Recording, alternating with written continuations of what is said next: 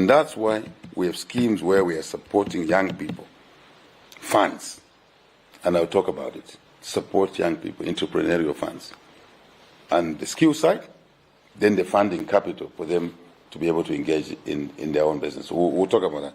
But more importantly, when we grow the economy through increased investments, and you'll have seen in the mining sector alone, we've brought in over $12 to $13 billion of new money in the mining sector. That's why you've seen the mines revival. Hopefully we'll touch that on the vision. Ultimately, the 10-10-5, 3-3, 1-1, 1 plus another 1 vision.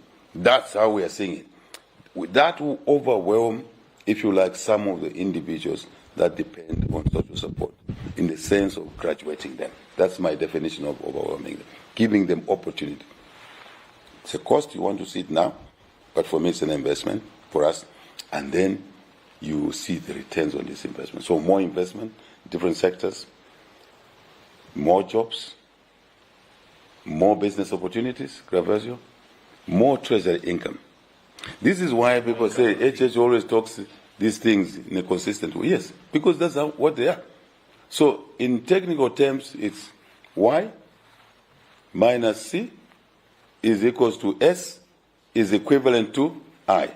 What is that? Y is income, C is costs, S is savings, I is investments.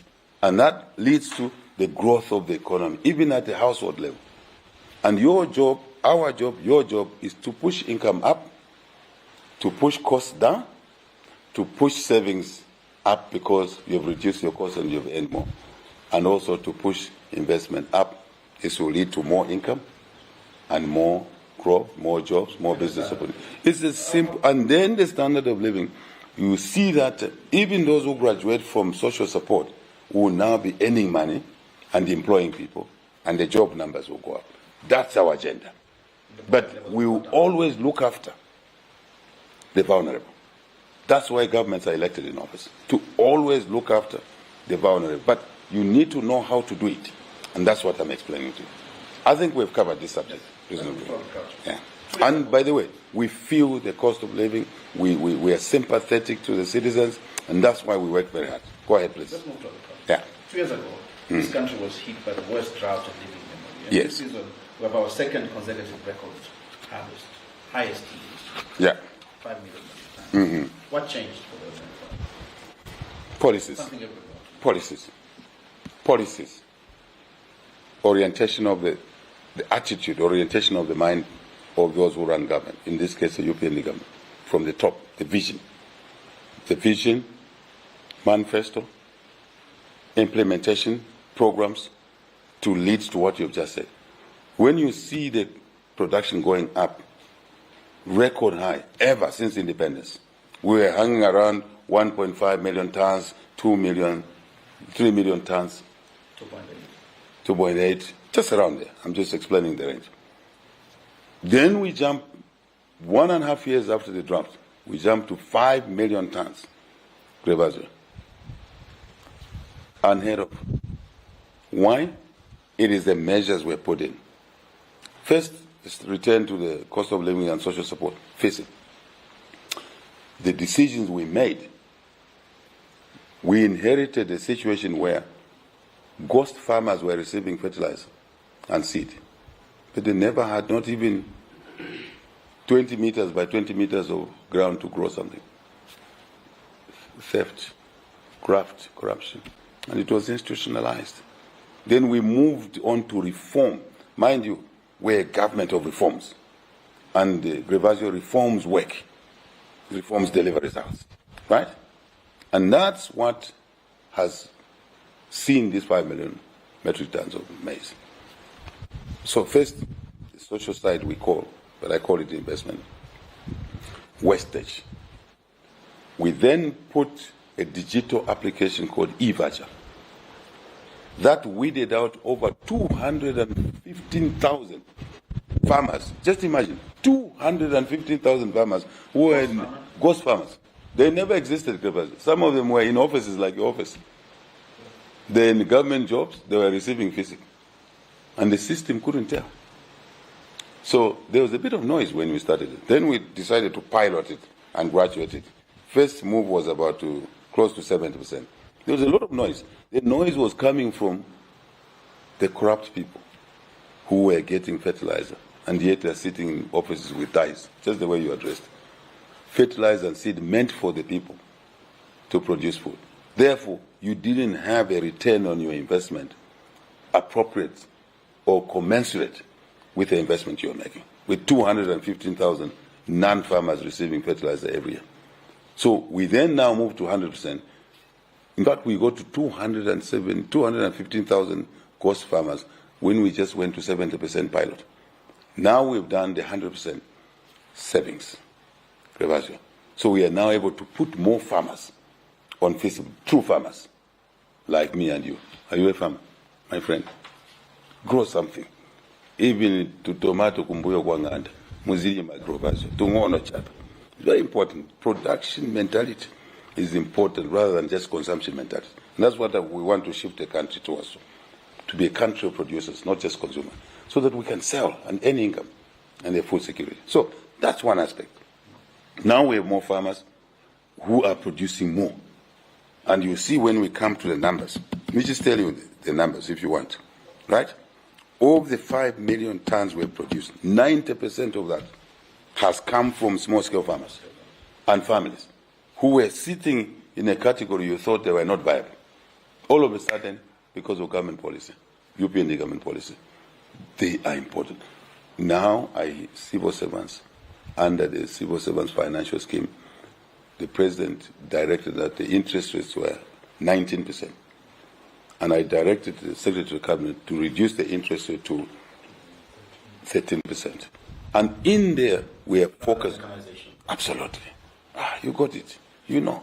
Just like people in the community. Every time I start talking, they say, Mwebantu, my president, Mwebantu. It's a very humbling situation. So now we are saying, civil servants shouldn't borrow money to buy deep freezers. He shouldn't borrow money to buy a VX. That's just a piece of metal. It's a psychological perception that a piece of metal is so much value. It's a consumption item. I would rather they bought a tractor, which is an investment item. And that's what's happening in the city. Even Kangwa is a farmer now.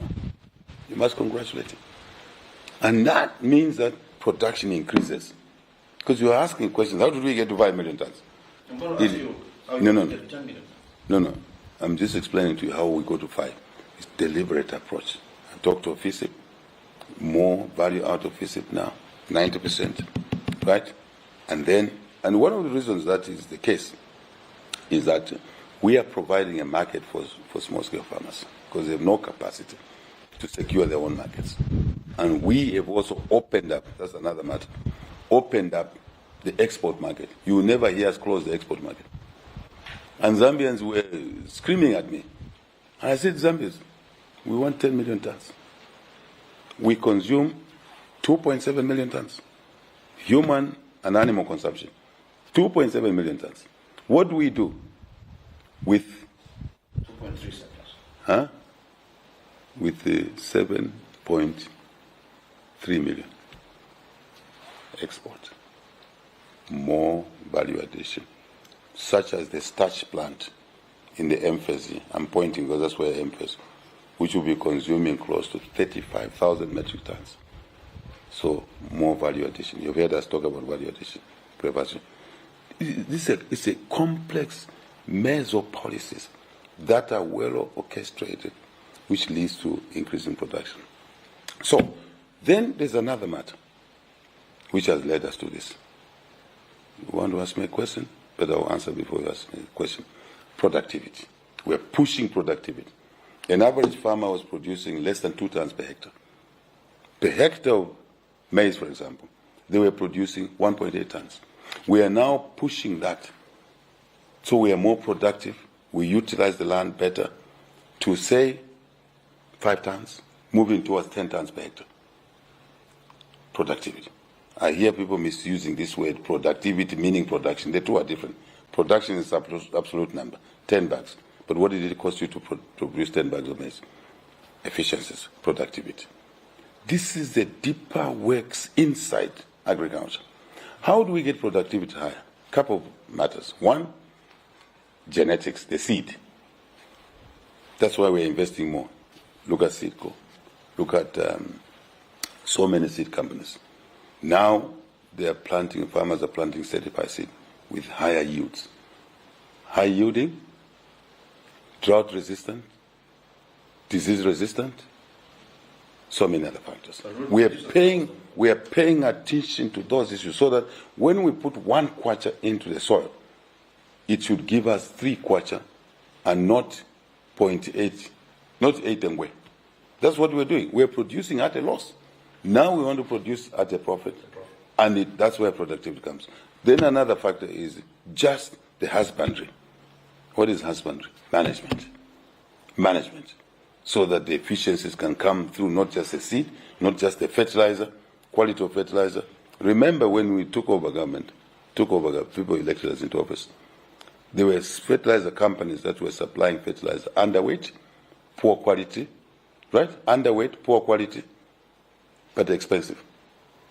So now to reduce the cost of production, we have been able to push the local production of fertilizer, such as United Capital Fertilizer, nitrogen chemicals, our own.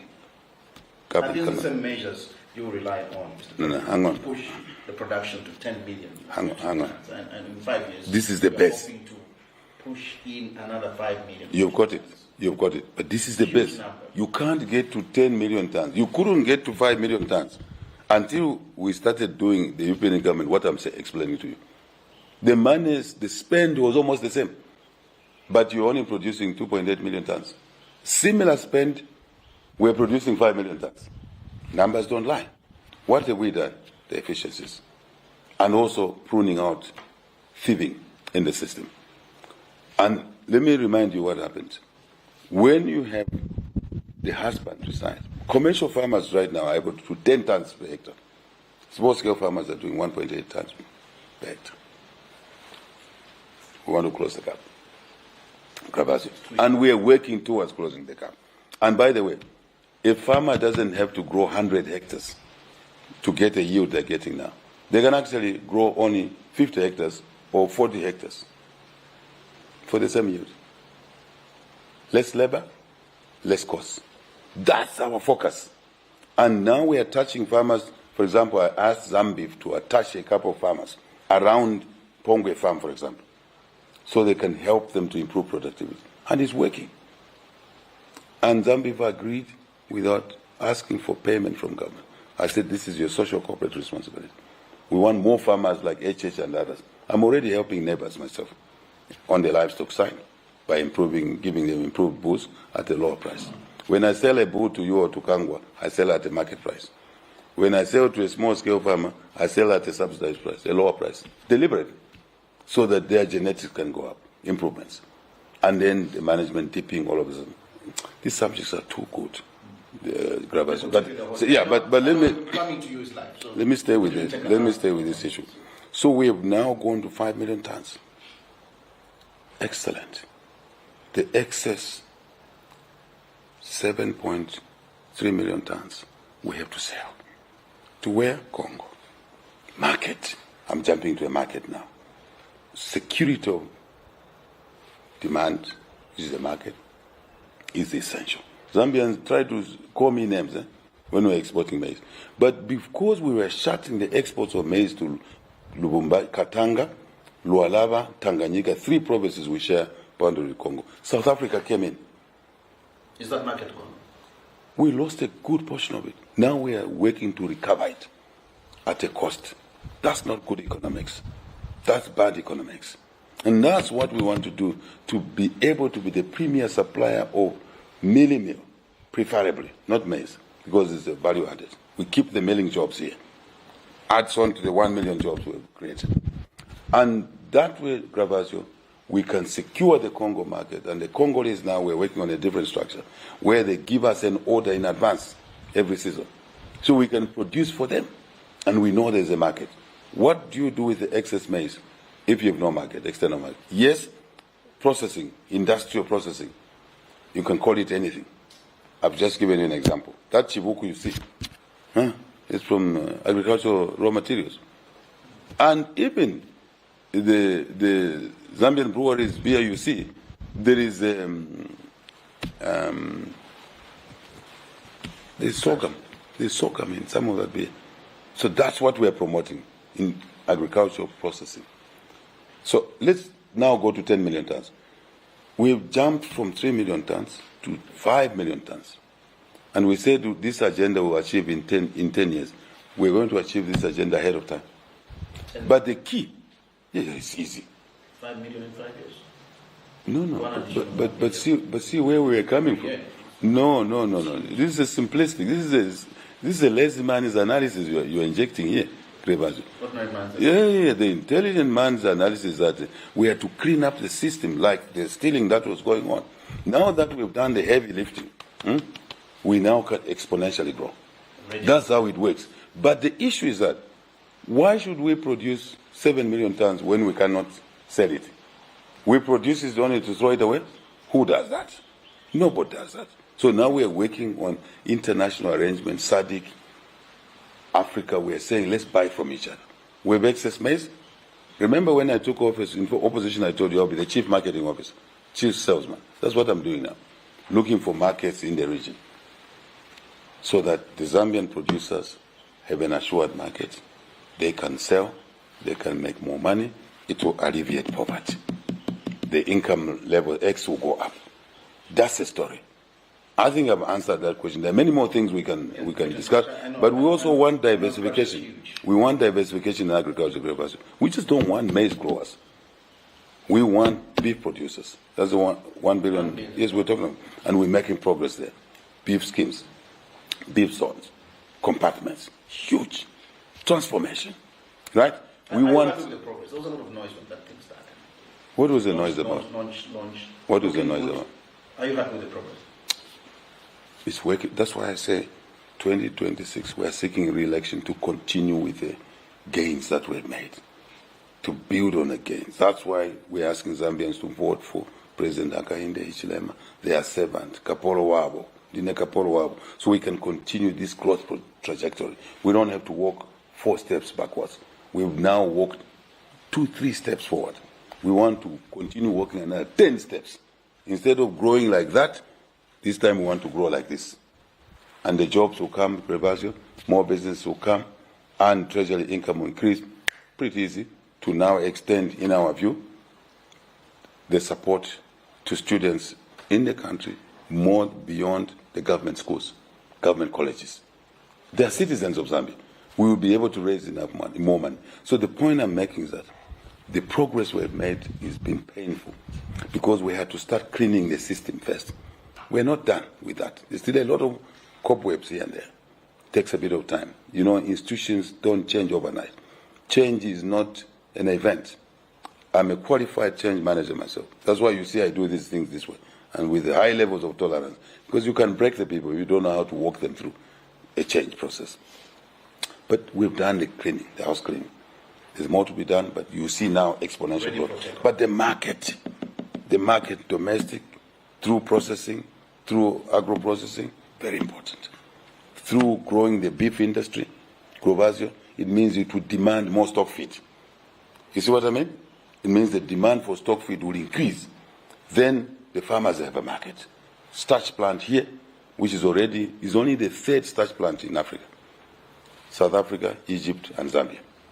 As we are now on the health side, the cancer hospital upgrade we've done in Grovazio, we're only the 3rd on the continent. Egypt, South Africa, Zambia. We don't have to send our patients to India anymore. I'm really humbled about this decision we made. And this hospital is funded by Zambian taxpayers, man, $32 million. We funded it ourselves, priority. And you were at the opening? Were you there? Yes. It was humbling. When the testimonials were being talked about, the beneficiaries already, 800 backlog, people waiting to go to India. They'll be processed now here in Lusaka, home. And we have another facility in Dola coming up, 70% complete, another one in Livingstone, to take care of the geography of the country. But this is digression. That's digression. That's in the health sector. This is in the health sector. Yeah, thank you. I know mining does not. So, but agriculture holds even a bigger potential than you have seen. Kenya was just an agricultural country and tourism. Their economy is bigger than us. We underperformed in agriculture for 57 years. Now we have to offload the growth potential in agriculture. And most jobs are sitting there. I know what I'm talking about. Most jobs are sitting there. So let's encourage production. Let's encourage efficient production. Let's encourage processing. Let's encourage job creation in the sector. Thank you. We can go on. Yeah. There I know you touched on it. Yeah. Billions and billions of dollars coming in. You Yes. This year. Yes. Riverbank Mwebantu, Shop Yes. 28. Yeah. You know the story. Those are good stories. Mm-hmm. But then, Kalengwa, of course, after 47 years of non-operation, Kalengwa mine in Mufumbu is back. It's in production. and we've got 47 years. bigger, huge investments. Absolutely. Mwebantu, Kansanshi, and First Quantum, yes. Consumption is just a part of First Quantum. Mwebantu on the horizon. Yeah. And those are big. You saw us launching the shaft sinking, precision shaft, using artificial intelligence. Big projects coming up. This country is and going big places. numbers. But Yeah. then the people that watch you, the Zambians, why should they have so much hope? Because in the past, they've seen all these projects before. But again, they've probably watched the wealth walk through the gate. No. I see what you mean. But So if I a young man disagree. is sitting in Jubaland, Yeah. and why should they believe that this time is different? Well, first, There's a new dawn. First, Comes the mindset. seeing is believing, isn't it? KCM was in liquidation. Jobs were lost. Contractors, suppliers were not paid. Months on end, years on end. Mopani was in the comatose on the way to the graveyard by the previous government. Restructured the ownership very badly. We came in to rescue it. You talked about KCM, Lumwana. They were on their, First Quantum, and Lumwana. They were on their way out. They stayed. They didn't just stay, Gregorio. They've reinvested. Lumwana Super Pit is $2 billion. It's there. What a beauty to see women driving 300-ton dumper trucks. Women trained in the skills training colleges. Have you an idea what a 300-ton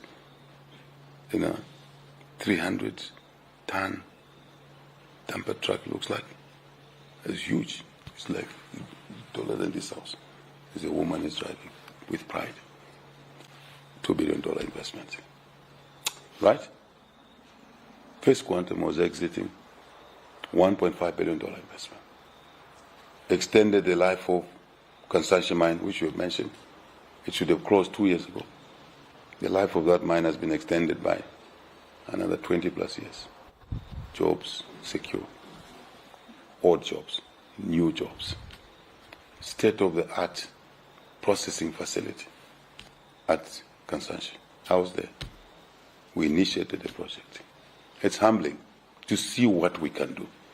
Now, when the construction of that processing plant in Kansanshi was going on, supplies were coming from Zambia in our positive discrimination approach, such as what? Zamefa provided the electric cables. And millboards there are being manufactured at Kalumbila Emphas. Millboards. Grevasio, this country is on the rise. Remember when we took office, I went to the European Union Parliament and I presented and I said, yes, Zambia has been difficult, but we are here to uplift it. The country is ready. Put us in office, work hard, reflect on that statement. And we said Zambia is back in the Champions League. It's true. Zambia is back in the Champions League now. Look at our kwacha. Best performing currency. It's not by magic. It's not by chance. It is by managing variables and policy choices. And so citizens now can talk of KCM back in production from liquidation. Took out matters in court in London. And this president's messaging is that, stresses that we don't do mine in court, Prevasio. We do mining at the mine site. And we make decisions in the board. So we took out all the litigation in First Quantum There were litigations there, took them out. And I said, guys, let's sit on the table. We sat, we resolved. Consumption is there. You can see it. You can see jobs. You can see suppliers being paid. That's where the hope lies. KCM, you can see the rebound in production.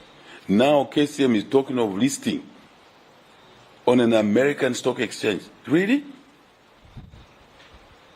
5 years ago, KCM was in liquidation.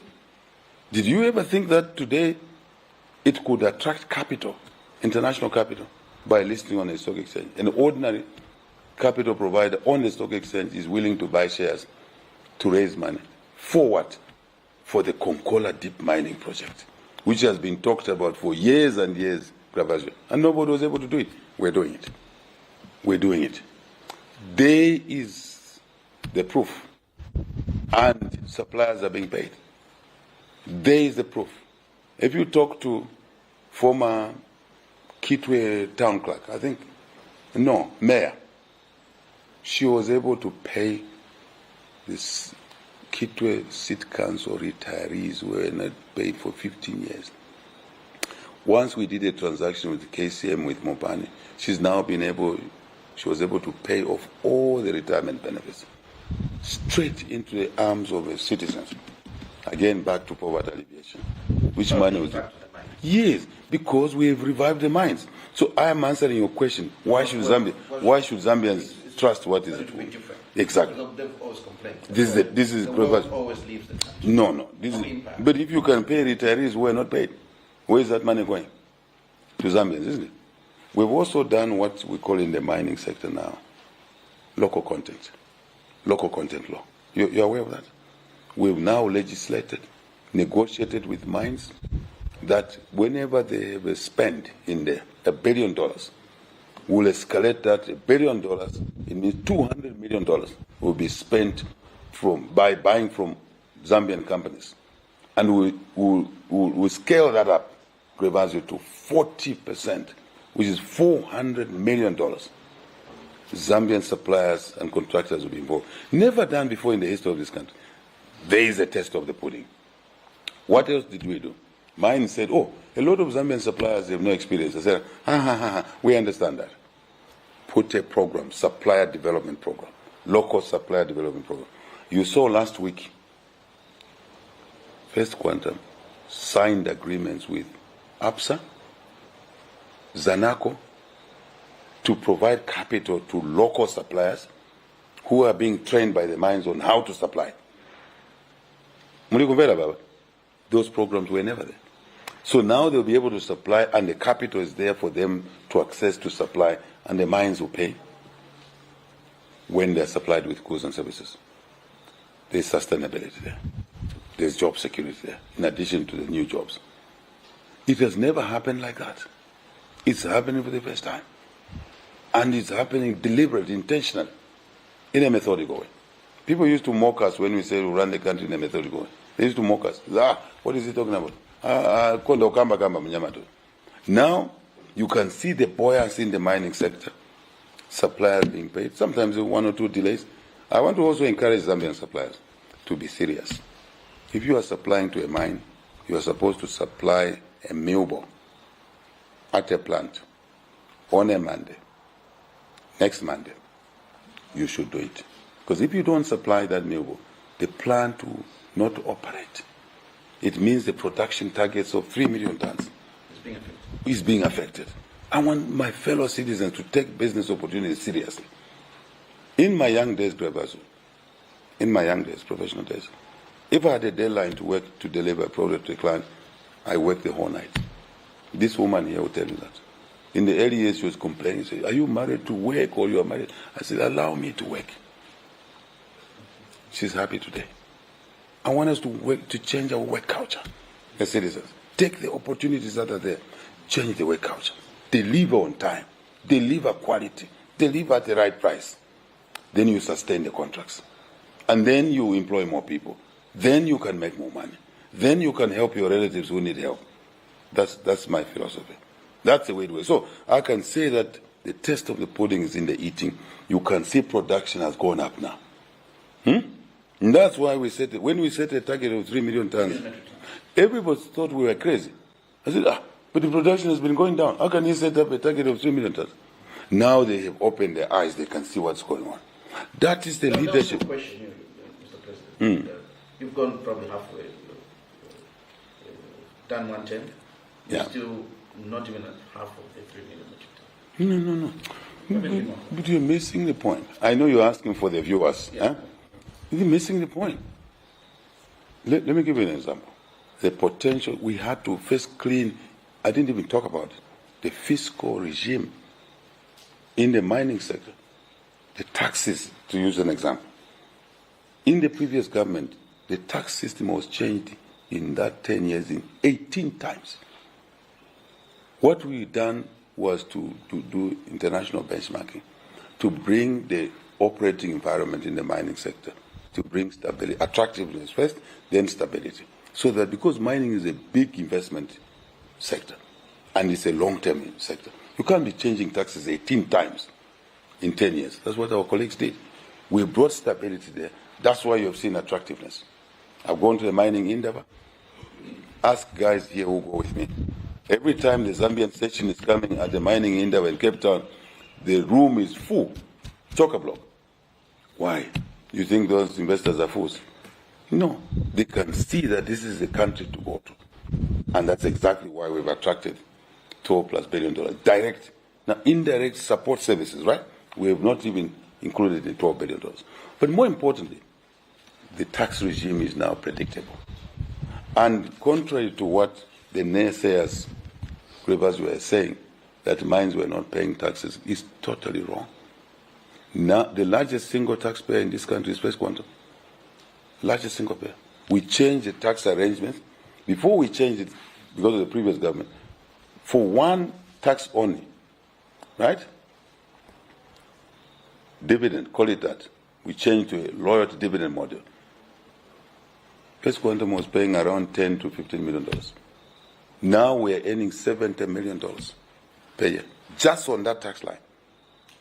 This negates the arguments people are making. We're doing better. That's why the Kwacha is appreciating, because you have seen we've increased the production.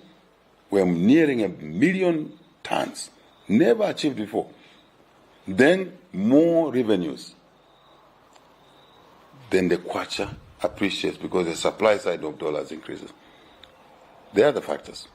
We've increased non-mineral exports as well. Have you seen our trade balance now? Surplus. In surplus, not deficit. So we're growing, and the mining sector is playing its part. And the employment, the jobs. Mopani did not retrench anybody. They've increased employment. Additional employment. Additional employment in First Quantum. We're the largest nickel producer on the African continent, which started when we took office in 2021. Now, back to your 3 million ton target. You say, is it achievable? Absolutely. The first 5 years was cleaning up, heavy lifting, setting the tax regime, stability, predictability, all of those issues, Gravasio. That's what leadership is all about. Clarity of vision, clarity of execution, and then you can count your eggs in the basket. Right? After you've made the chicken lay eggs. You can't count the eggs before you have started helping the chicken with the stock feed. You're already counting eggs. There'll be no eggs there. So that's what we've had to do. Let the layer chicken from a chick. It grows, isn't it? For a period of time, no eggs. Once it starts producing eggs, it's daily. Exponential. From this way to that way. That's the difference. Grevasio, the other matter we've done is opening up the mining sector to Zambians, artisanal miners. But we want them to mine, artisanal miners in gold, in other metals. But we want to do it structured. And I've said this in the tours we've been having. We want legal mining. 4 rules must apply. Legal mining, safe mining. You're a great guy. But in the safe mining, there are 2 components. Do you know the components? Safety in terms of environmental damage, safety in terms of human beings. We don't want our kids to go to pits and die. Right? We must protect them. No parent who loves his son, who sends his son to a pit to go and die, then you are not a true parent. You are a liar. Maybe you are a surrogate parent. Even if you're a surrogate parent, you must respect human life. Right? So, and when our guys go mining, they must not process gold using mercury, because they're polluting the water bodies. Which water we need for human consumption, which water we need for agriculture, which water we need for animal consumption. Right? We protect both sectors. Number 3, formal mining, meaning that they produce the metal, we give them a good market, not being cheated by foreigners who go and buy and pay little to them. So marketing arrangements which we're putting in place, and then the money comes in the formal economy. 4, and the last one, security. We don't want Mfumbwe Kikonge to be a gun market. That's what was happening there. Gun market. And these foreigners swamped Kikonge. And what they were doing, if they know Gravazi on your pit, you produce half a gram. In the night they came with a gun and took away that half a gram. It's our job to protect our miners there. So these are the kind of things we've been doing, right? And it's the correct things to do. It looks uneasy in the first place, but it's working well. And we'll get there. So I can say a lot of things, but also what the mines are doing now, they are beginning to do what they used to do before. Supporting sports, providing scholarships, right? I'm working on that myself. This is a good story, Gravazi. So the mining sector, public, private, welcome. 3, 4 principles, Gravazi. We want to mobilize capital at a lower price, Gravazi. We want to mobilize technology, best technology. We want joint ventures. 3, we want value addition. More investment like Best Quantum did in Kansashi to do the concentrators to value add there. But we want to bring a refinery now. So, copper refinery. Absolutely. Thank you. Thank you very much. And jobs. Yes, thank you. Other issues. I know we spoke about drought, but this drought did not only hit the dams. Yeah. Well, it hit everything. The fields, the dams, and the country paid the price heavily in load shedding. Yes. And critics say government was caught unprepared. Were you allowed? Were you caught unprepared? Simple answer is that drought is not a matter a government can control, or a president or a government. It's a natural phenomenon. Given climate change, we know now that the damage that has been done to the climate through gas emissions, there will be more such issues. So yes, we are caught unawares in the sense that you don't plan for a drought. Yes, technology is now allowing us to project, but really this is a natural phenomenon. And when people were blaming this government, you accept because you're in public office, you accept good and bad things. But droughts have been there before. The question is that first, we say that no Zambian will die out of hunger. And there's no Zambian who died of hunger. We fed them. We use the reserves. We use the money that we keep for an emergency to buy maize from Tanzania. Just as an example. Second thing we did is that we will now flip the coin and use as a window to be more prepared. That's the question. Yes, and two elements. That will never be exposed. And 2 elements of managing and creating an opportunity from a crisis. One is food security. That's why we're moving to water harvest, dams, weirs, boreholes, so that we can irrigate Gravazi 500,000 hectares. Irrigation. If you say we produce 500,000 hectares, we irrigate, and we produce 8 tons per hectare, it means we'll be able to have 4 million tons of maize. Simple numbers. Numbers don't lie. 500,000 hectares of irrigation, we produce 8 tons per hectare, we'll have 4 million tons of maize. We only consume 2.7. Food secure. Deliberate. Energy. Proactive. Energy, we've now brought diversification, which was never done by governments before us. Never. They just stuck with hydro. So we used the crisis and turned it into an opportunity. Solar. Oh my God. We're now targeting one of the 10s there. It's 10,000 megawatts. Call it 10 gigawatts of power. Deliberately now.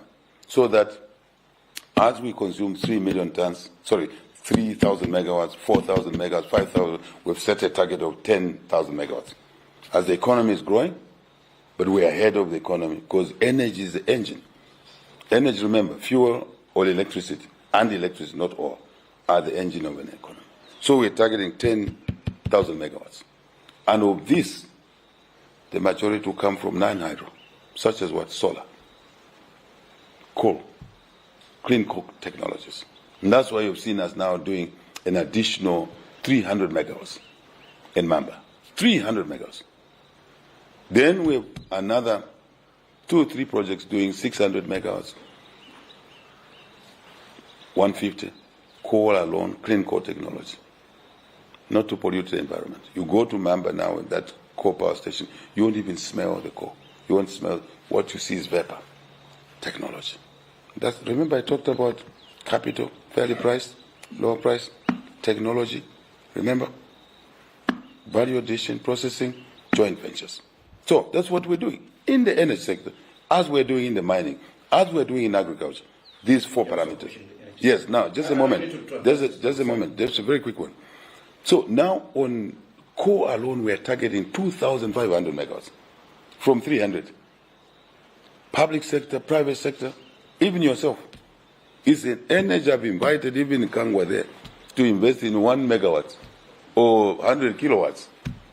And because we've brought reforms in energy, open access, meaning you can produce energy anywhere, Prevasio, in Chipata. And then ZESCO owns the transmission, but they will be obligated to move your power to Lusaka where your customer is. Open access. Of course, there are arrangements. ZESCO earns money. Independent power producers. Net metering. Right? Independent power traders. All this is what led us to alleviation of the energy. And now, look at Chisamba alone. Solar. Chisamba, 100 megawatts plus 100 megawatts. Milo in Serenja. In Livingstone. In Mansa. 50 megawatts. Since independence for 60 years, we only produce 8 megawatts in Luapula province. When we came in, we saw an opportunity, and Luapula consumes close to 30 megawatts of power. The whole province, only 30 megawatts of power. There's an underlying story behind it, and we want to change that. We want to see more usage of energy there. So we put up a 50 megawatts. So we produce more power in Luapula than the consumption in Luapula. It means now the excess they put on the grid. So every province, now you've also worked on what we call constituency energy. You are aware of that? Constituency energy, 2 megawatts. 156 constituencies, now we'll have 226 constituencies multiplied by 2. Get your number. The constituencies alone will give us more power. I'll give you a district like Nyimba. It consumes 1.8 megawatts, the district of Nyimba. The 2 megawatts for Nyimba will be sufficient for the whole district. So no load shedding. Those who are saying the load shedding will come after, they just don't understand. You know, they like... It's not only the politicians talking. No. The experts are also talking that probably as you push the industrialization drive, it may exceed what we have. We are aware of that. That's why we put the spec at 10 megawatts. Our consumption now is 4,000 megawatts. We put the spec at 10 megawatts. You see how visionary we are. When I say we, you as a citizen, because we work for you, isn't it? We're doing it for the citizen. What we do is not for us, it's for the citizens, for the economy. So that's why we expect it at 10,000 megawatts. And that will mean that as the economy grows, which is what we want, we'll continue changing the production target side. That's how you run a country. It's not abracadabra, Grevazo. It's vision, it's planning, it's implementation, effective implementation, efficient implementation. That's what the country needs. That's what we're offering ourselves for re-election. It is to take the country out of the quagmire of 1 step forward, 3 steps backwards. It is about the leadership. Everything is about leadership. In business, it's leadership. In this house, it's leadership. When you see this house, the lawn looking the way it looks like, when you see those trees looking green in the dresses, it's a leadership in this house. So is it. It is in business. So it is in government. That's how we are approaching public office. Very serious. People say politics is a game. I don't agree. Politics is serious business, as we are discussing now. Now, so those reforms have led us to alleviating on the load shedding. But the longer term effect, immediate and medium and longer term, is production of the diversified mix of energy. Again, we're attracting capital there, huge capital in the energy sector, creating more jobs, more. Talk to the banks. The banks have new clients in the energy sector they never had 5 years ago. And they're very happy. Talk to, I call them the musketeers, the women that run our banking sector. They're happy. Talk to them privately. They will tell you that this government has brought them new clients, quality clients, but it benefits the economy. So the solars are everywhere. What we've done also, you can also produce solar, energy. On your rooftop, 100 kilowatts, you consume 50 kilowatts, 50 kilowatts excess, 100 minus 50, you can sell to the grid. It was never possible before we took office, because this caused a monopoly. Now you have many independent producers, including citizens like you. We have provided for you to produce energy. In here, I produce enough energy, more than I need, and the excess I'll be selling. Yes, I've just completed doing that. The excess I'll be selling, it's a lot more excess. And we want to encourage, we don't want to fix it only to those who have money, but even as an ordinary citizen, through the net metering. Never done before. This is the confidence, Grevasio, we have to say, even Tukuta produces his own energy. There he is, Tukuta there. He's not there. There he is. He produced, and I told Tukuta, Mwebantu, Tukus, invest in energy so that, and he's done that. He's a proud young man, and I'm very happy with him. So this is the way we have run this country. We are looking at every citizen's capacity. Can we assist them? I'll give you an example, right? Grevasio. Small scale guys, youth, we have put in the mining, in the energy, some funds to support them. New funds for the youth businesses. NAPSA has $70 million they put for the youth funding. Absolutely. Absolutely. Even you can access it. Except when you access it, you want to buy a Toyota, Land Cruiser. That's the problem. Let me advise you, Mwana. Also, gula involved dula vikudi andalama. Ikamu electricity 200 kilowatts. You only consume 30. You sell 170 kilowatts. You make money. You improve your income. You reduce poverty alleviation. I don't want to call it poverty alleviation. I want to call it investment growth. Because poverty alleviation is like demeaning people, right? CEC has 500 million kwacha for the youth funds, support capital, more than an average African country. This is what this government has done since we took office. Imisepela, 20 million, and already young people are accessing on an electronic platform, digital platform. You don't have to know anybody. You just go on the platform and you can access funding. These are just examples of the things that we're doing to support. Yes. No, but also not just empowerment, but to invest in the energy, to invest as a supplier in the mining sector, to invest as a farmer from a youth person. And I don't want, Grevasio, citizens to think farming is for poor people. Icona, man. Icona. The projection is that the next set of billionaires are coming from farming. And I want citizens who are like, Zambian citizens are like, we have the soils, we have the water, which we can harvest, even when there's a drought. We have the weather that allows us to be the food basket. We already are 5 million tons. Then wheat will be self-sufficient. Soybeans, we already have orders. That's why we have 3 million tons of soybean target. We already have an order for 2 million tons. This is a serious issue. It's not a joke. It's a very serious issue. Please proceed. I wanted to move and yeah. Probably very quickly. I know this topic you've had so many times, debt restructuring, and sometimes when you speak about debt, viewers some switch off when they hear the word debt. Why? Do you know why they switch off? You've spoken about it too much, or maybe it's too technical. Some say billions. You talk about the savings are invisible. No. Would you want to briefly explain? They're very visible. Where has that money actually gone? They're very visible. Grevasio, I'll be very brief. Since you have warned me that switch off, how can someone switch off on a subject like this? It is the debt that brought us a decline in the economy. We were living above our means. The government before us was living above their means.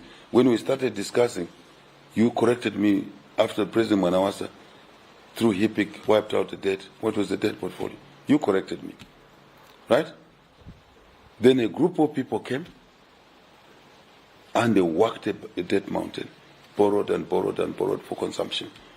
We are saying we should never borrow for consumption. We should borrow at a lower cost. We should borrow for investment expenditure because it will give us capacity to pay back. It's a serious discussion. I want to urge citizens not to switch off phones. I mean, televisions when this subject is, because it affects everything. Without managing the debt, managing public funds and affairs, the country becomes a basket case, as we did in 2019-2020. It's a very important thing. We should never get back again. So, this debt mountain led to us really killing our economy. We defaulted on the Eurobond. Nobody would give us money. Nobody would invest in this economy.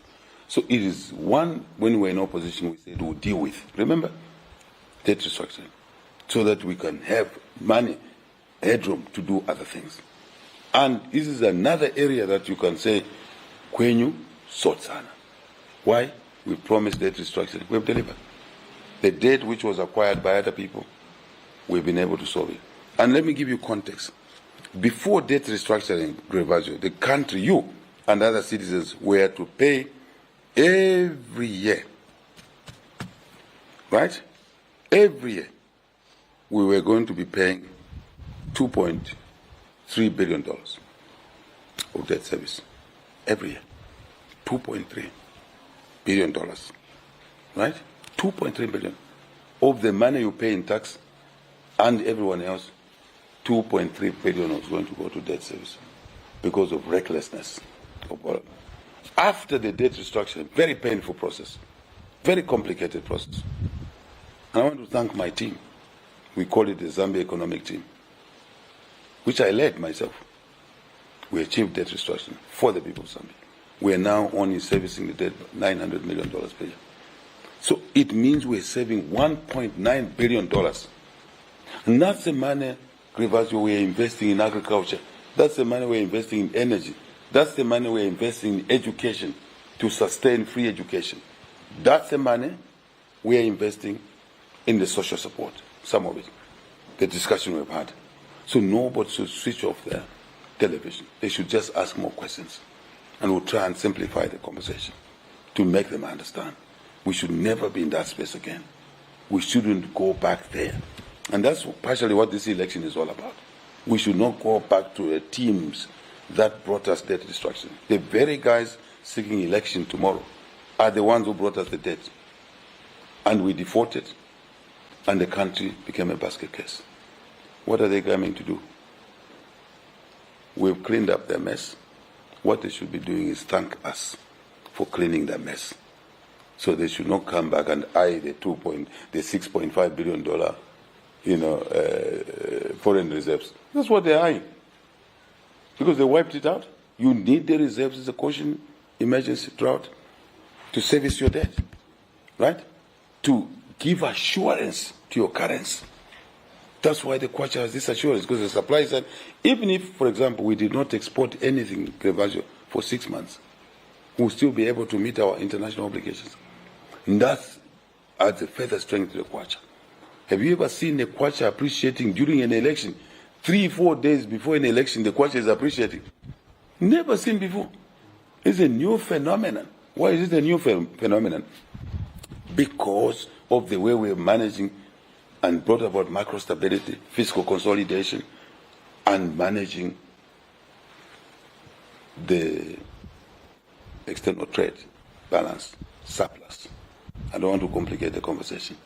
All of these compound into supporting the Kwacha. And that's why we are where we are. So I want to say to you, let's not play with Nkongole. Right? It is not right to play with Nkongole. Now, just to give you another example. Never done before. This country was able to achieve debt restructuring ahead of many countries that were struggling. We were the first ones. Now Zambia's case is a learning point. Other countries say, how did Zambia do it? But fellow citizens are taking this achievement for granted. We should have celebrated this achievement. Opposition, ruling party, all of us. But others kept on criticizing. but the benefits are visible. Attractive investment, $12 billion in mining, could have never come without debt restructuring. Condition precedent, debt restructuring. Right? IMF program. Zambia program with the IMF. Our program. We passed all of the reviews ahead of many countries. Some neighboring countries, their programs collapsed because this was a homegrown program for the people of Zambia. There are many factors associated with debt restructuring. Investment in the mining, in energy. All this solar you see, it would have never come if we did not resolve the debt issue. Never, ever. And that is so the load shedding. So many doors. And let me just give you an example. We were able to go back to the market and bought back the $1.36 billion of Eurobond because now we are credible. Now we are credible. And we could have never achieved this without debt restructuring. And now we tied this bond buyback to investment in the energy sector. Very smart. Never done before.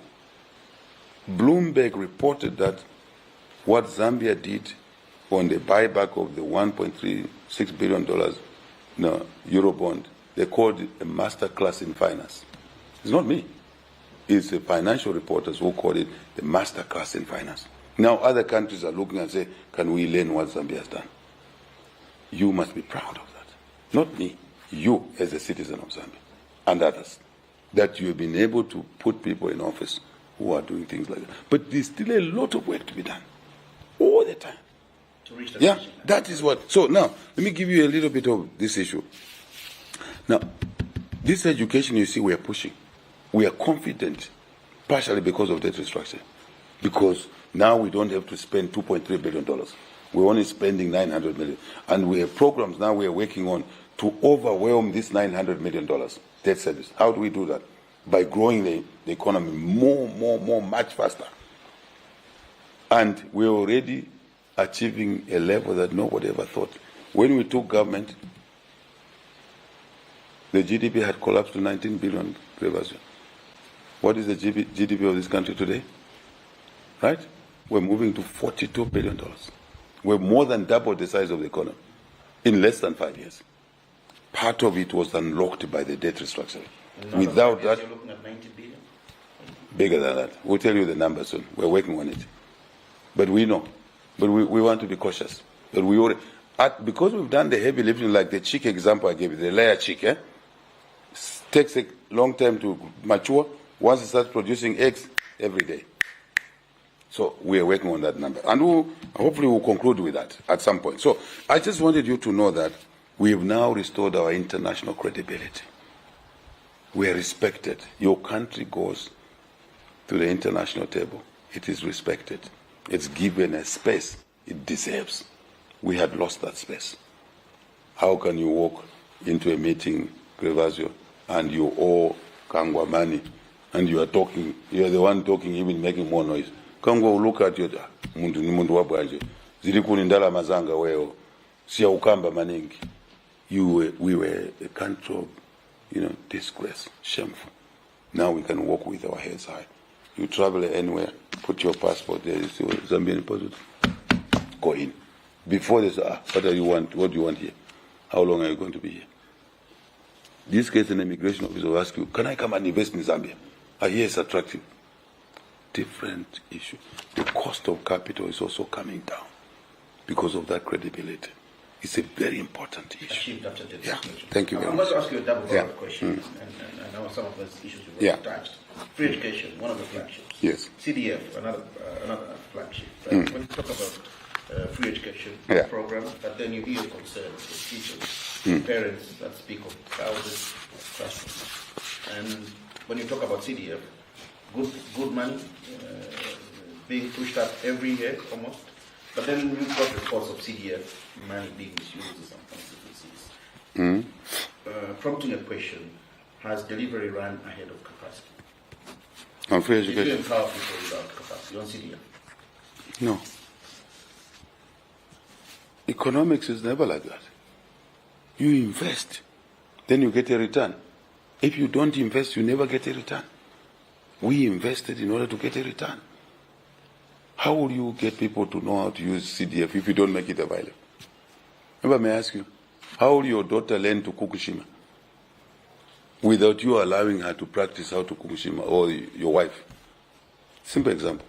How will your daughter learn to cook shima for her future husband if she doesn't learn it through the house, the Zulu house? The first time she's 8, 9, 13 years, depending on the family culture, she will make a few mistakes. I wait together. But it's a necessary investment. She will even burn, she will have blisters. See young girls learning to cook shima, when it starts boiling, the blisters, they don't know how to manage that. But she learns that, she becomes a good woman. Take care of her children when she's childbearing age, and her husband. So that's my simple answer to your question. It's a necessary investment. $1.6 million, 1.6 million kwacha could do nothing. You could only build one classroom or two. Now 40 million. Again, it's another kwenyo sotsana. Kwenyo sotsana. Why? We said we will make CDF equivalent to $1 million. Today, CDF is 40 million kwacha. We've more than delivered. We've over-delivered. As we delivered on debt restructuring, as we delivered on restoring the mining sector, as we delivered on taking cadres by and large out of the markets, as we delivered on restoring the rule of law. Other than that, old habits die hard. Some crooks continue trying to go back to crime, and we nip them. The police is there to nip them. One would say, no, you have failed on the cadre program because there's still one or two cadres who made noise. It's not an event. If you murder somebody, you go to jail. Isn't it, Grebazo? Isn't it? That's the law. Has murder ceased in the country? I'm now the question. Answer my question. There are still murders in the country, isn't it? In the world. Because someone will still defy the law and do it. And what do? You arrest them. You prosecute them. You put them in jail. But we have taken away the death sentence because it's inhuman. But they will stay in jail there. The issue is that when CDF, we promised $1 million equivalent, it should have been 18 million kwacha, 19 million, 18.5 million kwacha at today's rate. But it's now 40 million kwacha. It means it's $2.2 million. And why did we do that? Is to take money away from the center, to take it to the local people. Who are the local people? In the constituencies. Gravazio. Extremely important in income redistribution and giving citizens opportunity to access funds that belong to them. Belong to them, rather. Other than Lusaka always deciding, now we take 40 million to each constituency, we increase the constituencies to 226. It means more money. You multiply 40 by 226. We're taking money away from wastage in Lusaka, travel, workshops, to the people of Chipangari, the people of Kashinakashi, the people of Kambombo, right? In Chama. My beloved Kambombo, Chief Kambombo. I was happy to have met him in my trips. I have a very close relationship with the previous chief, now the new chief. I just love Chama. I love Kambombo. And we want to do more. And one way I thought we would do more is to give them more money. So that in Chama there they decide the priorities for development, education, health facilities, maternity wings, Grevazo, maternity wing. No woman should deliver in her hut or house. They must deliver at a maternity wing where facilities are better, water supply, running water, there is solar there. The chances of saving the mother and the child are high. That's how we show our love and care for the people of Zambia. That's a demonstration of our love and care for the people of Zambia. So now CDF, we are building schools, we are buying desks, we're putting boreholes, reticulation.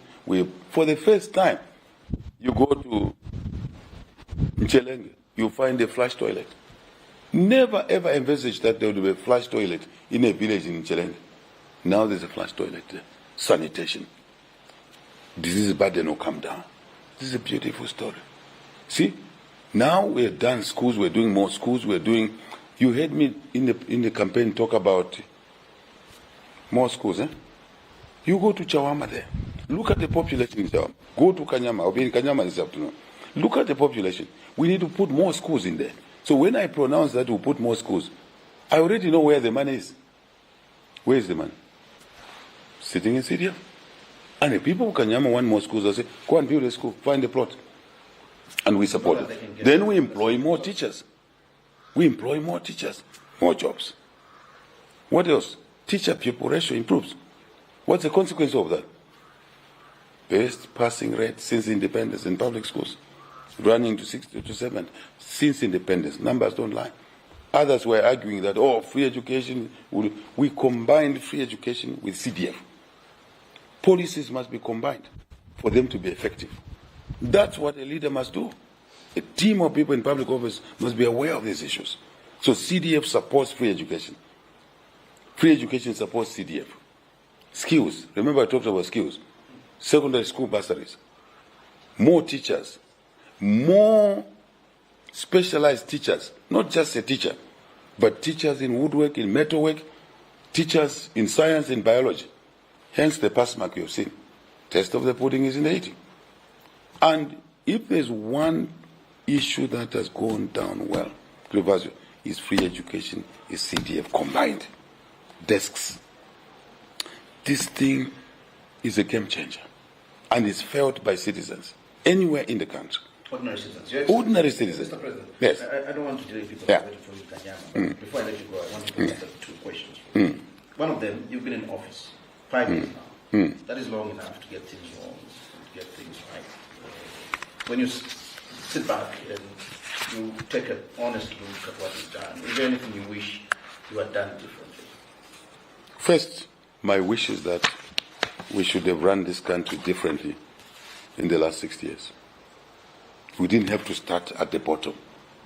We didn't have to do the debt restructuring, which Levi Mwanawasa, may so rest in peace, did in 2007. Now we had to redo this with vengeance, with a higher cost. We didn't have to sink so low as a country. That's what I regret the most, that we wasted time, we wasted effort, we wasted citizens, hurt citizens along the way. Hence the cost of living that we're dealing with because of the legal problems. I regret that. And I'm sorry, right, to the people of Zambia. I'm sorry on behalf of the leaders before. Because this Zambia is a living thing. Zambia's institutional memory. And I want to take responsibility on behalf of the presidents before me. Even the colonial guys, certain things they did, segregating, not providing schools for black people, and only good schools for the white kids there, was wrong. I regret all those decisions. That made the country really go through what it should have never gone through. This country's economy should have been $250 million, $250 billion, $500 billion. $500 billion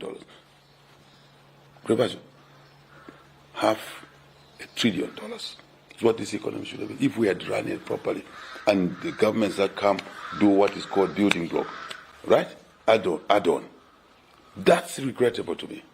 And I take responsibility on behalf of everyone because I'm the sitting president. And I'm not blaming anybody. It's the reality of the matter. At independence, Grivazo, are you aware that the size of our economy is the same as South Korea? Our economy is the same size as Malaysia. Look at South Korea today. With lesser resources, see where they are. They are manufacturing heavy equipment. These bulldozers you see from South Korea. Right? These bulldozers you see. We should have been there ourselves. We have the minerals. We should have been processing that. We never did that. This is regrettable. Now citizens are in a hurry, and rightly so, because we lost time. But my assurance to the people of Zambia is that we've turned the corner. That's why you see our policies running this way, to also give them the chance to make decisions on what is priority to them. They know where they need a bridge, a small footbridge, for the kids to cross to school, even at the high levels of water in the rain season, so our kids don't drown. They know better. In Mandeb, where I'm going, the sitting MP there, former MP if you want to call him, but really it's a 5-year window. In fact, technically now he's a sitting MP, because we have amended the constitution. They serve up to the next election. And that is rightly so. They should. There was just little arguments that we had in Parliament, and I conceded defeat. But my message is that the Member of Parliament must serve and continue providing service. Take away 3 months from them. How can you take away service delivery from citizens 3 months? You multiply that 3 months by 60 years. How many years have we lost?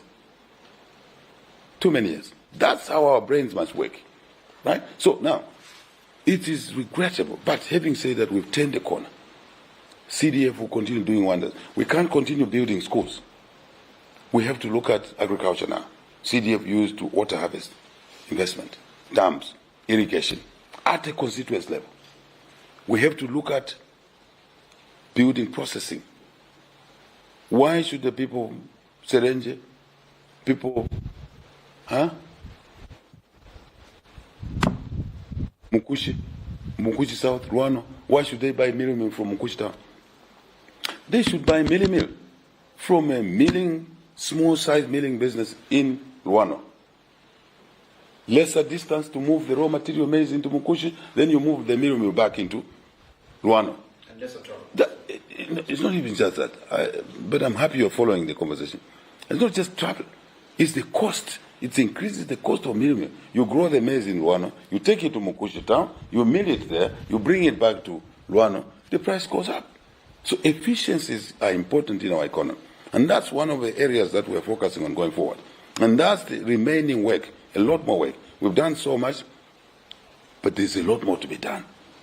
And I would like to invite citizens to work with those they put in public office, to guide those they put in, to hold them at, to account. And people must not get away with murder. It is murder to allow a woman to deliver in a heart because you failed to put the maternity wing in a clinic. See what we did? We are now saying every health center must have a maternity wing. And it's happening. The numbers are there. The desks are there. So I really think that this subject must be seen in the right context. Yes, we've had to do the backlog work. Very unnecessary. We should have gone straight where President Mwanawasa had left the debt. I wished we had found it at that level. We wouldn't have now spent $2.3 billion every year to debt service. We would have taken that money into energy, more electricity generation. We would have taken that money into, if you like, more technical skills, artisanal skills. By the way, I'm here to make a pronouncement in case you think I'm playing around when we're campaigning. Every district will have a skills training college. Every district. So that we can train our kids closer to the environment. They don't have to be uprooted from, Kashinakashi, from Sangomo, from Chama, from Chikalaba, in the Petaok area, from Pamungomba, to come to Lusaka, dislocating them. They will lose 6 months of adjustment time. They go to a technical school within their district. And then they become mobile because of the skills. Labor mobility is very important. So, and then the chances of them earning a job or a business opportunity across the country is their choice. And they will have their support. So now, this subject, my friend, is not a joke, right? Running a country is not a joke. It's a serious business. I would like citizens to take it seriously and choose leaders, not because of where they were born, how tall they are or short, like you or me, out my big ears, or what language they speak. It is not the language, it's not the ethnic group that will deliver these things that we've talked about. It's the policy choices. It is the policy choices. And this election is about exactly that, Gravazu. We want progress. We know where to go. We want to regress, to remove meal allowances again. It is those guys that removed meal allowances. We restored meal allowances. We brought free education. You want free education? Can you imagine you ask a voter tomorrow to say, go and vote for that group so that free education is removed? Which parent, which guardian, which auntie, which niece would do that? That's what tomorrow's election is all about. It's all about that. Yeah. Some voices in the opposition are already casting doubt on the electoral process because about reading. What is your response? And I want you to marry this with a message to the viewers listener thinking of staying home tomorrow, being a family?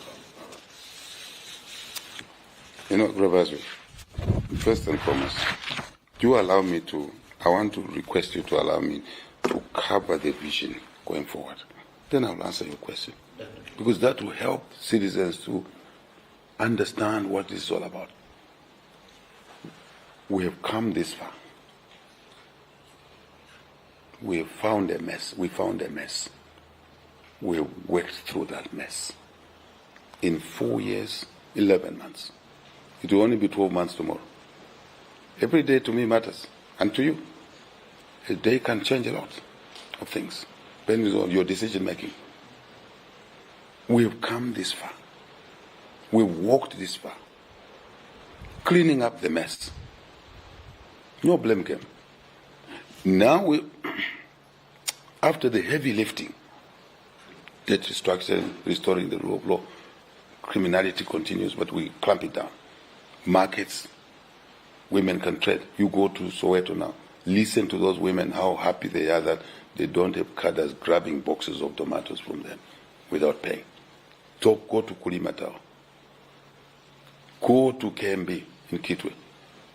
Go to Chiplukus. Go to these places and ask the bus drivers, taxi drivers, how they used to be coaxed to go to the airport to receive political visitors or travelers. And the buses were never paid for. Now they have the freedom. Ask them, do they want to go back to those days? We've done all of this to clean the system. There'll be lingering problems, I admit, because we're dealing with human beings.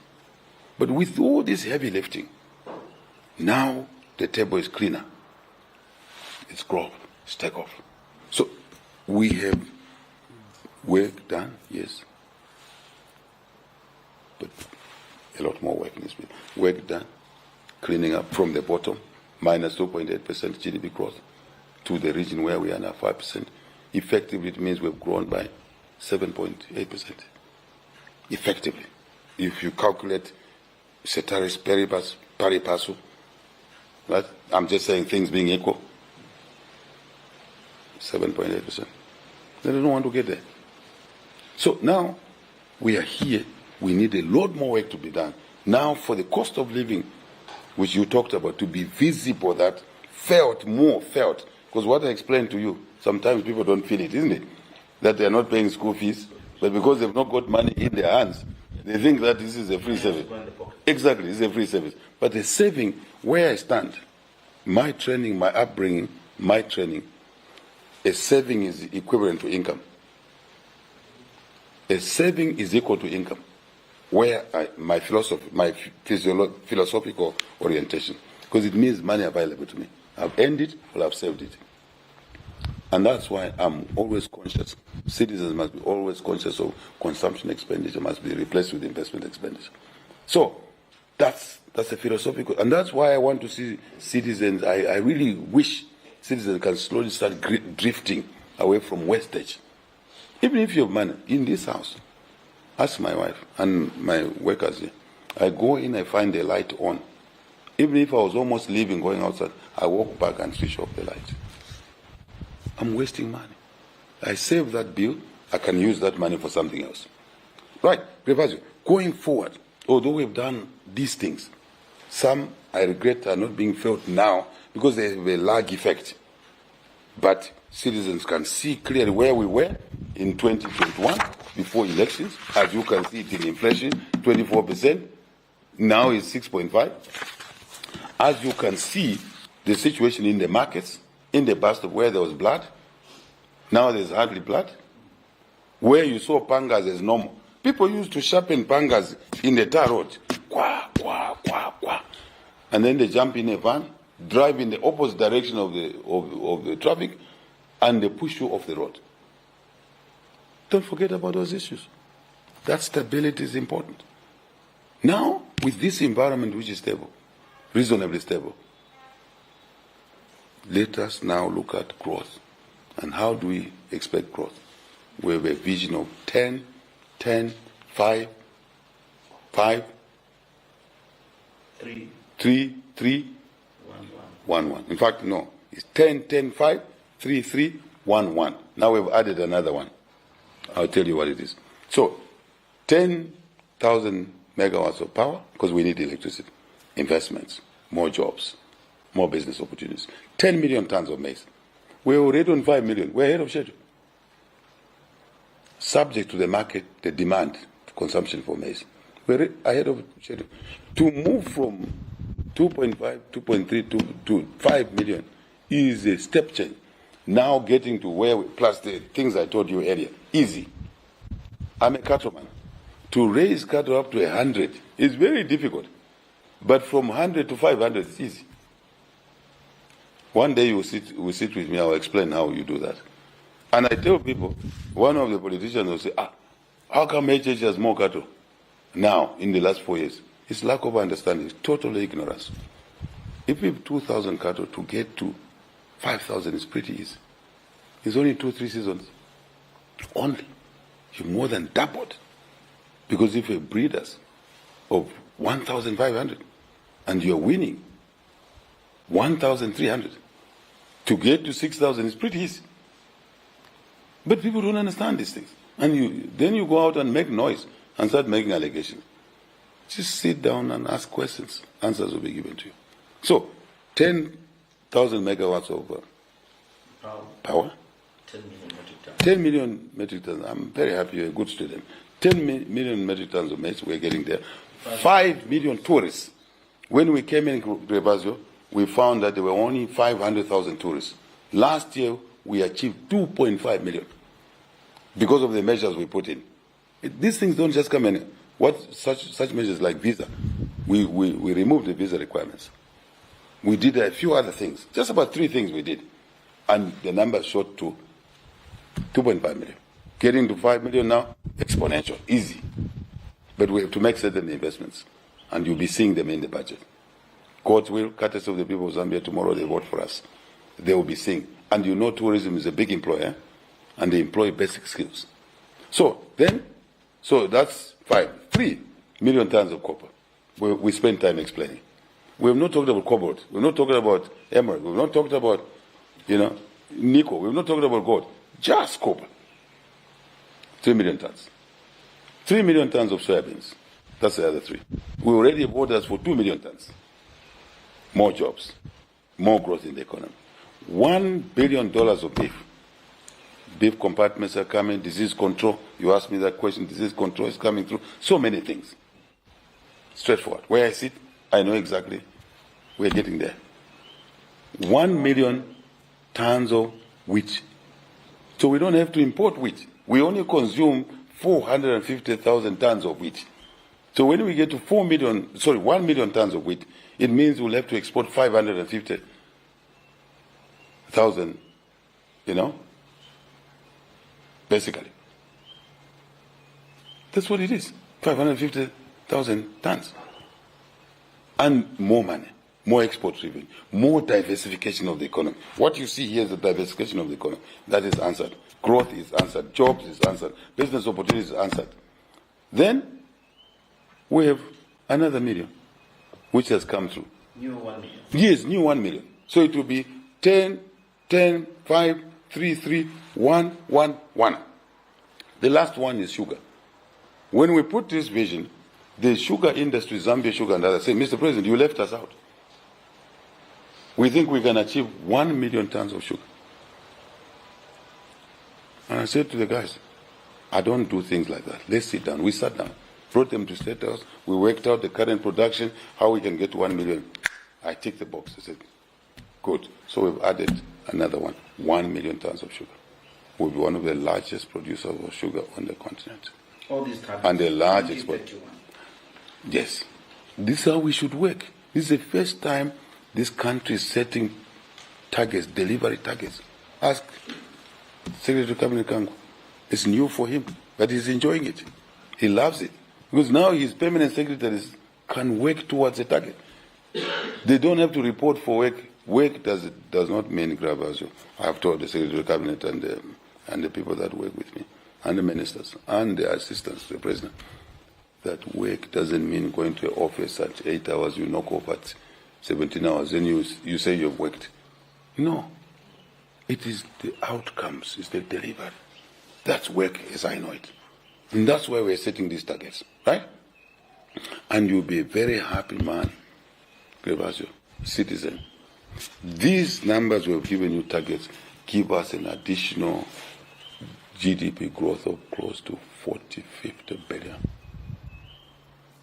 And that's why we are confident with the growth of this economy. It sits in there. But we have left out a lot of things here.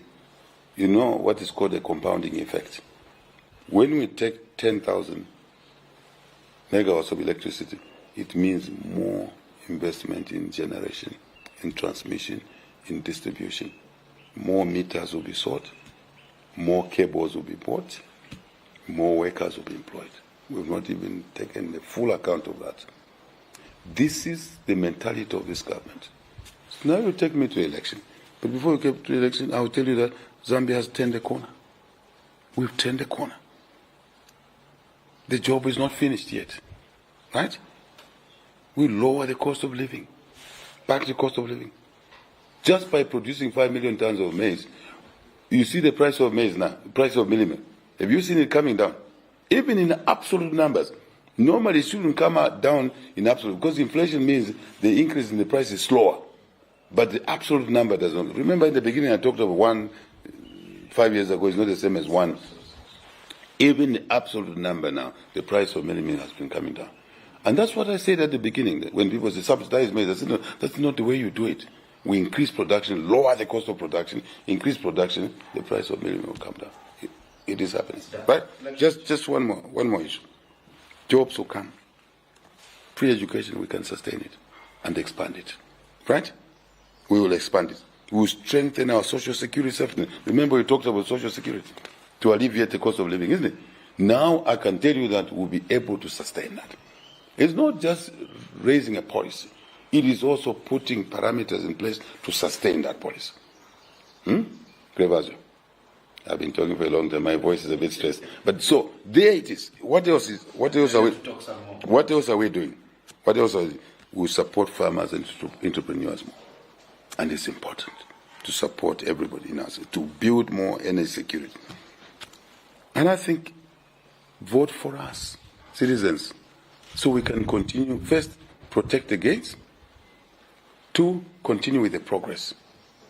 3, alleviate the cost of living and create opportunities for jobs and for businesses with the laws we put, such as local content, such as positive discrimination in procurement. The future is certain and is bright for the people of Zambia. So this is why we're asking for the vote for the suit this year. UPND president, put ourselves up. You can judge us by what we've done, but we do this because we care for the people of Zambia. We love them. Inherently, we love them. We care for them. And I've told them so in the trips around the country. And that's why we've delivered some of the things we've done. But we know that we've come from a difficult background, 50, 60 years of decline. Now we are on the up. It is going to be better. We've come this far.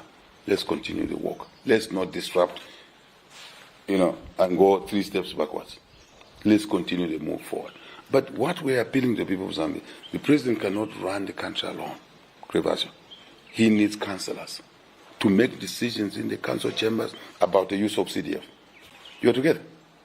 We need the mayors. We need the council chairpersons.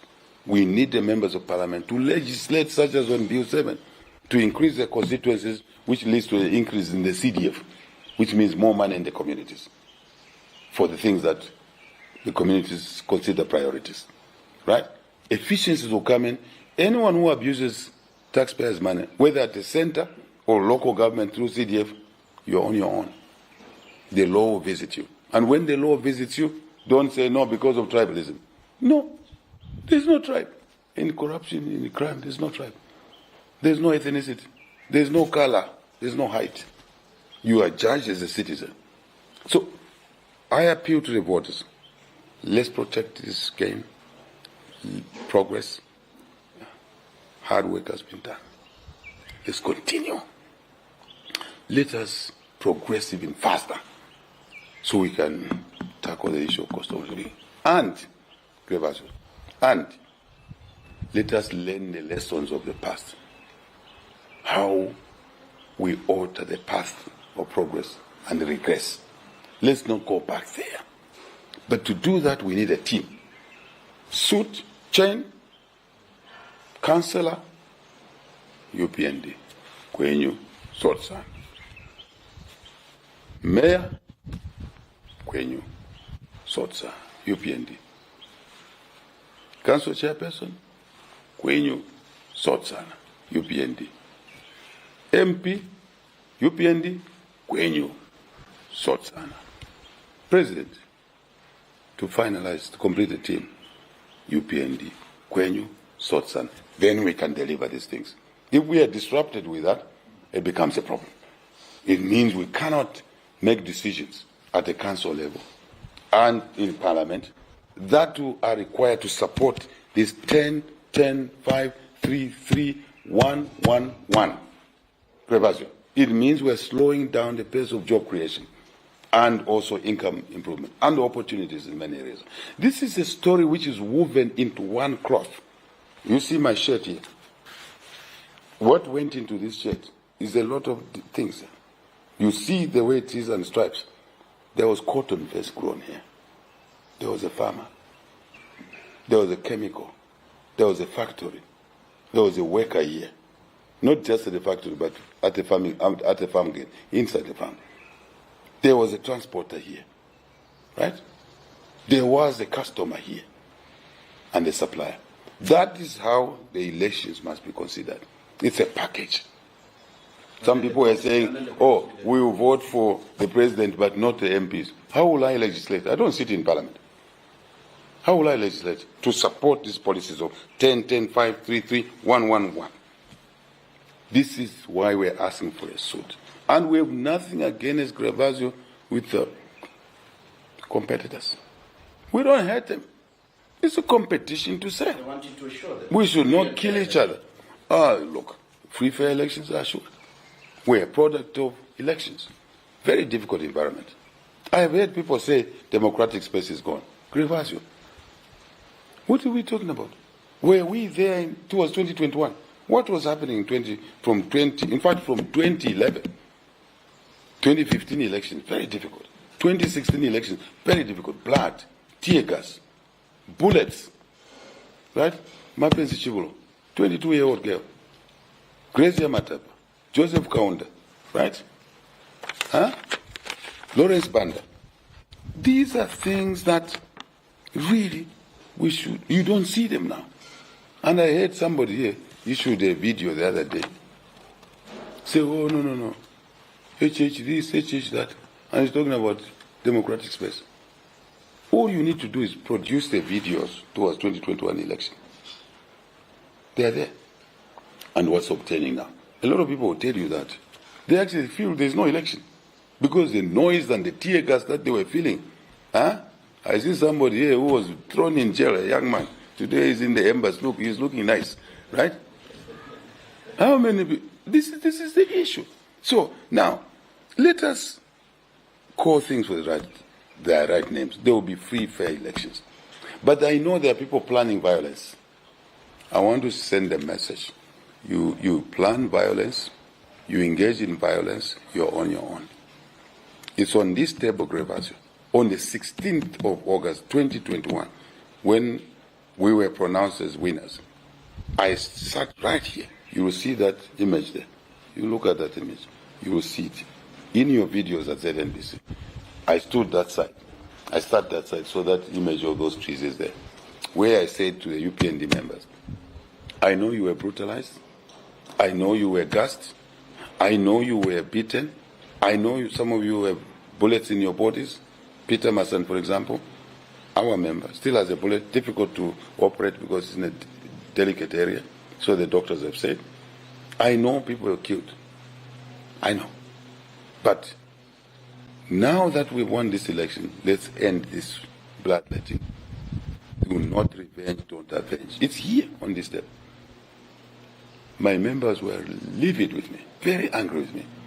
But if we had allowed chaos, retribution, we would have never made these achievements we've made. I know I was unpopular amongst UPND members because they know who was beating them in the compounds. Ikonama.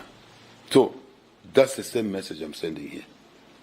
Don't sit there planning violence. Don't disrupt polling stations. Don't disrupt voting. I'm the chief shushu. I know what is happening. My friend, you can't send people to a foreign country to go and learn military skills to come and disrupt elections in this country. And they expect not to be arrested for that. You will be arrested. You commit crimes, you're on your own. Why would you send people to go and train somewhere to come and plan to kill? An opposition leader says he's prepared to kill, to be killed. Nobody wants to kill him. Now he's prepared to kill. Since there's nobody who wants to kill him, so he's willing to kill. Who is he going to kill? Fellow citizens. For what? It's competition to save.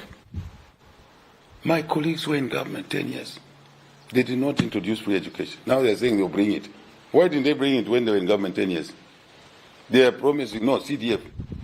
Why didn't they bring CDF from 1.6 million, which is only enough to build a 1x3 classroom block, to 40 million? Why didn't they do it? Why? If you as a citizen are supporting them, I'm just pointing you here because we're in an interview. You must reflect. What benefit did you get? 10 years. A few people were sleeping with cash as mattresses and pillows. A few people. Where was that money coming from? From the loans. The Euro bonds, which they failed to pay. And the price was $2.3 billion of debt service. And that's the money they were accessing through fake contracts, supplying air, roads that they never did. They got 50% down payment and never did the roads. And that's the money they were using as mattresses. Is that how you run a country? No. Whose money was that? 21 million Zambians. Did they benefit from that money? No. Reflect, Zambian voters. So there will be free, fair elections. But the menu does not include violence. The menu does not include training in the military to come and disrupt and kill people. You will be arrested, and you're on your own. You'll be taken to court. If you are convicted, you go to jail. Then you want to start screaming, no, I've been victimized. No, there's no democratic space. We are assuring of free, fair elections, credible elections, but peaceful elections. I cannot sit as head of state and allow people to plan violence and fold my arms. Then I'm abrogating the constitutional responsibility that I have to protect all citizens. Because somebody will be killed. He's a Zambian. Why should I allow somebody to kill somebody? Why should the police allow that? They know that somebody is going to kill somebody and they allow it. Then they're sleeping on duty. The police will arrest anybody planning to kill other citizens because of it, of an election. And someone says, in this election, I'm willing to kill, I'm willing to die. Wemrumendo. You want to kill somebody. Even you want to kill. For what? If you want to go in office, let me remind you, in my many years in opposition, even when I felt we won elections, I never had any intentions of taking my supporters in the streets. I used to tell my media guys, Brian is one of them, that Brian, I cannot take my supporters in the streets. They are going to burn buildings and factories. What am I going to manage? Who am I going to manage that for? I never went into the streets. Records are there. Why are people planning to go in the streets? You win, you win. You lose, you lose. You try again. They must learn from me. I tried many times. Never had the temptation to be violent. Never. Because it's not worth it. Right? So I want to say that the issue is, for me as a UPND candidate, a voter will go to vote tomorrow. You see the name of a candidate. You see the picture. You see the UPND there. You see the sign, which is the hand. Pakuboko. Sotsana. Kwenyu Sotsana. You see an empty box. You mark X or a tick. X inside the empty box or a tick. Kwenyu Sotsana. is the, and somebody was arguing that this has been changed for UP. No. Since 2006, look at the electoral regulations. Even a dot, you put a dot in that box, it is visible. Even a line like that is visible. It means your intentions are clear. The Chief Electoral Officer explained that. But we're encouraging our citizens to follow just a symbol. And the name, whatever level, we're voting SOTI. Because that's what it should be. I've explained why. And then put an X inside or a tick inside. It's a valid vote. And that's not me who's saying that. That's the Electoral Commission. Since 2006. Since before I entered politics. In fact, since 2001 or something like that. 2001, yes. So why should this become a debate? So I want to assure citizens, colleagues, that turn out and vote tomorrow. Don't sit at home. Krevazu, you should take the lead, you and I. We must wake up early, go to polling station, encourage citizens to vote. Your vote matters. It either damages your family or it improves the welfare of your family. That's a decision you have to make. And it's a decision that is important. A civil responsibility, duty, constitutional responsibility to vote. So all eligible voters turn out. Don't be afraid of violence. Nobody will be allowed to exert violence tomorrow. We have put in place enough measures. I want to repeat, we have put in place enough measures. Nobody will be allowed to exert violence during voting, post-voting, counting, nobody. You do that, you're on your own. Simple. Mr. President. Thank you. But by the way, we are happy to have observers. I met some of them. They're welcome. This is a democracy. These are our institutions, SADC, Great Lakes region, African Union, even European Union. They're welcome. And I hope we will also be observing the elections in Europe, we in Africa. Huh? It's a light moment. Thank you. Thank you so much for the time you've given us. Thank you very much. I can only wish you all the best as you go to post. Krevazu, thank you very much. I'm very grateful. My wife asked me to thank you and the other colleagues for agreeing to hold the interview here. Honestly speaking, she's a reasonable mother. She always appreciates visitors. That's the culture in this home. But thank you for your time and all the stations that have been able to beam us, television, radio, social media. We're very, very grateful. We want to say to the people of Zambia, your country is on the move. Believe in your country. Love your country.